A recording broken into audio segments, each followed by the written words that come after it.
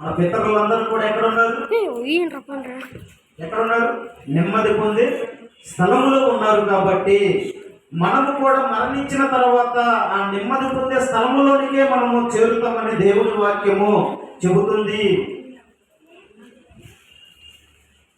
నేను ఈ స్థలం మీదకు రప్పింపబోవు కీడును నువ్వు చూడవు. ఈ నీతిమంతులందరూ కూడా ఈ దేశం మీదకు వస్తున్నటువంటి శ్రమలు చూడకుండానే కొనుక్కోబడతారు. హల్లెలూయా. శ్రమ అనేది ఎలా ఉంటుందో తెలుసా? ఆఖరి కడపటి హెచ్చరిక అనేది బయలుదేరినప్పుడు దేవుని యుద్ధ నుండి ఎప్పుడైతే ఆ హెచ్చరిక వస్తుందో, ఆ హెచ్చరిక వచ్చినప్పుడు నీతిమంతులందరూ కూడా ముందుగానే ఎత్తపడతారు. ఎందుకు ముందుగా ఎత్తపడతారంటే ఆ శ్రమను అనుభవించడానికి వారు అర్హులు కాదు కనుక దేవుడు వారిని ముందుగానే తీసుకొని వెళుతున్నారు. మరి మనకంటే ముందుగా చనిపోయిన వారి సంగతి ఏమిటి? వారందరూ తీర్పులోనికి వెళ్ళారా?